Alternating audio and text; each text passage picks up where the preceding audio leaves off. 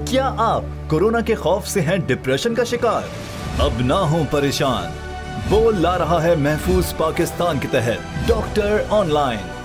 माहिरीन सेहत से पूछें कोरोना से मुतालिक अपने सवालात। राब्ते के लिए फोन उठाएं और डायल करें 021-350-91425, 021-3509-1433। लाइव कॉल्स दोपहर 2 से 3 और शाम 5 से 6 के दरमियान। आप अपने सवालात व्हाट्सएप पर भी भेज सकते हैं 0337-0310-377। जवाबात स्क्रीन पर दिए गए औकात मुकर्ररा में नशर किए जाएंगे। सुबह 10 बजे, सुबह 11 बजे, शाम 7 बजे, रात 8 बजे, रात 10 बजे और रात 11 बजे। तो जुड़े रहिए बोल के साथ, क्योंकि बोल का पैगाम महफूज पाकिस्तान। हमारे लिए नाज़रीन, सिंध वालों के लिए बहुत बड़ा दिन है। असेंबली का इजलास होने जा रहा है, यहाँ पर ऑर्डिनेंस आने जा रहा है। अब उसमें होने क्या जा रहा है? जो ऐलानात किए गए थे, किराया माफ़ के लिए ऐलानात किए गए थे, क्या उस पर अमल दरामद होने जा रहा है? कैबिनेट का जो इजलास होने जा रहा है उस पर तो मुर्तज़ा वहाब साहब, सबसे पहले मैं आपको खुशामदीद कहूँगी। कैबिनेट के इजलास में सर सबसे पहले तो ये बता दीजिए, किराए के हवाले से बात हुई थी। 50,000 से ऊपर के जो लोग थे उनके हाफ किराए की बात हो रही थी, और इसके साथ साथ 50,000 से जो नीचे लोग थे उनको रिलीफ देने की बात की जा रही थी। कल क्या होने जा रहा है? क्या ऑर्डिनेंस लाने जा रही है पाकिस्तान पीपल्स पार्टी की हुकूमत? मुर्तज़ा साहब देखिए किरण, जैसा कि आप बखूबी जानती हैं कि जब से कोरोना वायरस की वबा का पहला केस सूबाए सिंध के अंदर मंजर आम पर आया 26 फरवरी 2020 को, सिंध हुकूमत ने कई फैसले किए, कई ऐलानात किए। कुछ फैसले जो हैं वो उसके लिए नोटिफिकेशन इशू कर दिए गए, बट कुछ फैसलों के लिए आपको कानूनी इंटरवेंशन करने की ज़रूरत है। और आईन पाकिस्तान इस बात की इजाज़त देता है सूबाई हुकूमतों को कि जब सूबाई असम्बली का इजलास ना हो आप ऑर्डिनेंस प्रोमलगेट कर सकते हैं। 4-5 ऐसे बड़े इशूज़ हैं जिसके ऊपर सिंध हुकूमत समझती है कि पब्लिक को रिलीफ देने की ज़रूरत है, मुलाजमीन को भी रिलीफ देने की ज़रूरत है, but at the same time जो एम्प्लॉयर है, जो बिजनेसमैन है, उसको भी रिलीफ देने की ज़रूरत है। जो नौकरी पेशा तबका है जो कि किराए के घर में रहता है, उसको भी रिलीफ देने की ज़रूरत है। तो इन तमाम चीज़ों को कानूनी शक्ल देने के लिए एक ड्राफ्ट ऑर्डिनेंस सिंध हुकूमत ने तश्कील दिया है और वो कल कैबिनेट के सामने आएगा और इंशाल्लाह कैबिनेट की मंजूरी के बाद वो गवर्नर साहब को भेज दिया जाएगा ताकि जो आईनी तकाजा है वो पूरा कर लिया जाए। जुर्माने की भी बात हो रही थी सर कि जो कोरोना फैला रहा होगा, कोरोना फैलाने वाले को 2 लाख से 10 लाख रुपए तक का जुर्माना, तो क्या इस पर भी ये भी ऑर्डिनेंस में शामिल होगा? नहीं किरण, ये थोड़ी सी गलत फहमी है। कुछ मीडिया चैनल्स पे मैंने ये खबर देखी थी और कल मैंने इसकी तस्दीक भी की थी। बिकॉज ये जांचना, ये साबित करना कि किसकी वजह से फैला है, मैं समझता हूँ बड़ा मुश्किल है। ये जो सज़ा प्रपोज की जा रही है वो सज़ा प्रपोज की जा रही है कि जो शख्स भी या जो इदारा भी सिंध हुकूमत के अहकामात को वायलेट करेगा उनको फाइनेंशियल पेनल्टी का सामना होगा, उनको सज़ा दी जा सकेगी। और सज़ा अब की बार जो है हम फाइन की शक्ल में कर रहे हैं। कैद या जेल हमारा टारगेट नहीं है, हम जेलों को भरना नहीं चाहते। हम लोगों से इम्प्लीमेंटेशन के लिए, लोगों को मेक श्योर करने के लिए वो कानून की पासदारी करें, हम फाइनेंशियल पेनल्टी प्रपोज कर रहे हैं। सही। अच्छा मुर्तज़ा, आप सब कुछ चीदा निकात बता देंगे? कोई ऐसी खुशखबरी इस ऑर्डिनेंस में आ सकेगी जिससे थोड़ा सा आवाम को रिलीफ मिले, या अगर रिलीफ ना मिले तो एहतियात के साथ साथ उनके लिए आसानी ज़रूर हो जाए? जी किरण, देखिए काफ़ी सारे ऐसी चीज़ें हैं जिसके ऊपर सिंध हुकूमत फैसला करने जा रही है। कुछ टैक्सेस के अंदर रियायत की बात की गई थी और पिछले दिनों हमारा जो टैक्स डिपार्टमेंट है उसने 4 नोटिफिकेशन इशू किए हैं, जिसके अंदर वेरियस सेगमेंट्स हैं जिनको एग्जेम्पशन दी गई है।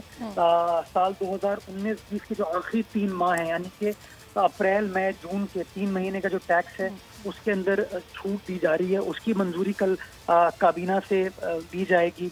आपने किरायों का जिक्र किया, तो किराए के हवाले से कुछ प्रोटेक्शन दी जाएगी किराएदारों को कि उनको बेदखल ना किया जाए due to non payment. And at the same time ऐसे घर जहाँ पे किसी बेवा ने मालिक मकान है और उसने किराए पर चढ़ाया हुआ है, या कोई सीनियर सिटीजन है, या कोई ऐसा शख्स है जो कि डिसेबल्ड है या डिफरेंटली एबल्ड है, उसको किराया वसूल करने का इख्तियार होगा। लेकिन आम तौर पर लोगों को रोका जाएगा कि वो किराया। लेकिन मुर्तज़ा वहाब साहब इसमें एक और भी बड़ी इंपॉर्टेंट बात आ जाती है, वो ये कि बहुत सारे ऐसे लोग हैं, जैसे आपने खुद सीनियर सिटीजन्स का जिक्र किया, बेवा ख़वातीन का जिक्र किया, बहुत सारे ऐसे लोग मौजूद हैं जिन्होंने रिटायरमेंट ली हुई है या उनके पास कोई और गुजर बसर नहीं है, उन्होंने अपने घर में ही एक हिस्सा किराए पर दिया हुआ है और उसी से ही गुजर बसर कर रहे हैं। तो अगर किराया माफ़ करने की बात हो रही है तो उनके लिए भी क्या साथ साथ सोचा जा रहा है, उनको किस तरह से अकोमोडेट किया जाएगा? खास बात यही है कि इस कानून का इतलाक उन औरतों पे नहीं होगा जो बेवा हैं, जिनका गुजर बसर उस किराए से होता है, ऐसे सीनियर सिटीजन जिनका गुजर बसर जो है उस किराए से होता है, या ऐसे डिफरेंटली एबल्ड लोग जिनका गुजर बसर जो है उस किराए से होता है। तो इस कानून का इतलाक इन 3 कैटेगरी के लोगों के ऊपर इंशाअल्लाह अज़ीज़ नहीं होगा। चलिए, बिल्कुल ठीक है। अच्छा मुर्तज़ा वहाब साहब, एक और बड़ी इंपॉर्टेंट बात मुझे याद आ रही थी, बिलावल भुट्टो साहब की वो बात, अभी कुछ अर्से पहले की बात है, 18वीं तरमीम का तस्करा हुआ था और बिलावल भुट्टो जरदारी ने बड़े गुस्से में ये बात कही थी कि 18वीं तरमीम को अगर छेड़ने की कोशिश की गई तो फिर मुल्क टूटेगा, खुदा ना खास्ता, अल्लाह ना करे। बहरहाल इस बात पर आज बात हो रही है, एक टीवी चैनल ने भरपूर इसकी ब्रेकिंग न्यूज़ वगैरह चलाई है कि 18वीं तरमीम के इशारे भी मिल गए हैं, कुछ इस तरह की बातचीत भी हो गई है। सूबाई हुकूमतों ने विफाक को ये कह भी दिया है कि ठीक है जी आप कर लें। तब्दीली की बातें हो रही हैं, पाकिस्तान पीपल्स पार्टी क्या सोच रही है इस पर? न सिर्फ तरमीम बल्कि NFC अवार्ड के हवाले से भी नजरसानी का फैसला हो रहा है।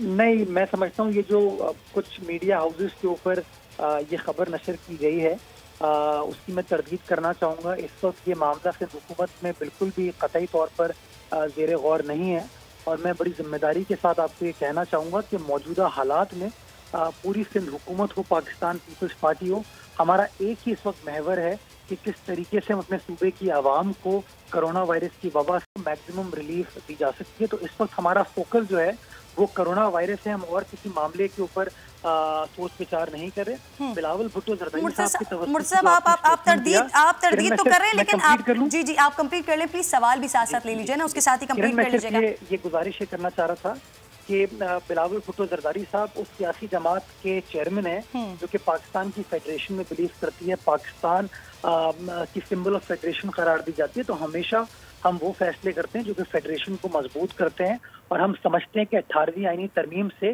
फेडरेशन मजबूत हुई है क्योंकि आपने फेडरेटिंग यूनिट्स को और ज्यादा एम्पावर किया और यही स्पिरिट था ओरिजिनल 1973 के आइन का। ठीक है, बहुत बहुत शुक्रिया मुर्तज़ा वहाब साहब। अब आपने कहा कि आप कोरोना की सिचुएशन में सियासी मामलात पर ऐसी चीज़ पर पाकिस्तान पीपल्स पार्टी अभी बात ही नहीं करना चाहती, लेकिन चूंकि कुछ लोग पाकिस्तान पीपल्स पार्टी के ही सीनियर रहनुमा हैं जो इस पर रिएक्शन भी दे रहे हैं और वो कह रहे हैं कि कोरोना को सियासत की नज़र किया जा रहा है। बहरहाल बहुत बहुत शुक्रिया आपके मौक़िफ़ का, आप तो भरपूर इसकी तरदीद कर रहे हैं इस बात की। 25 अप्रैल का दिन नाजरीन गुजर चुका है। इमरान खान साहब ने दी थी ये तारीख और इस पर चीनी इंक्वायरी की फोरेंसिक रिपोर्ट ने आना था, लेकिन फिर उसके बाद वज़ीर आज़म के मुआविन ख़ुसूसी बराए एहतिसाब शहजाद अकबर साहब ने कहा कि चीनी बहरान की तहकीकात करने वाले इंक्वायरी कमीशन ने अपनी रिपोर्ट जमा करवाने के लिए मज़ीद 3 हफ्ते की मोहलत मांग लिया। मगर शुगर माफिया के फ्रॉड की नाज़रीन अब नई जो है वो तफसीलात सामने आ रही हैं। माफिया ने अफगानिस्तान चीनी बरामद नहीं की और हुकूमत से सब्सिडी के पूरे मज़े लिए हैं। जी हाँ, चीनी को ज़ख़ीरा किया है मकामी मार्केट में ही, महंगे दामों फ़रोख्त किया है और अरबों रुपए का मुनाफा कमाया है। बॉर्डर पर इन और आउट की जाली दस्तावेज़ात भी तैयार की हैं। FIA इंक्वायरी कमेटी ने इंकशाफ के बाद 9 अप्रैल को स्टेट बैंक को ख़त लिखा, फैक्ट्री के तनासुब से बताया जाए कितने एक्सपोर्टर्स को अफगानिस्तान चीनी भिजवाई गई, एक्सपोर्टर्स के नाम और गाड़ियों की तफसीलात फराहम करने की हिदायत की गई है। यानी अब तक सब कह रहे थे कि चीनी बाहर भेज दी है और शॉर्टेज होने पर रेट बढ़ा दिए, मगर यहाँ तो जनाब चीनी माफिया 2 हाथ आगे ही निकली है।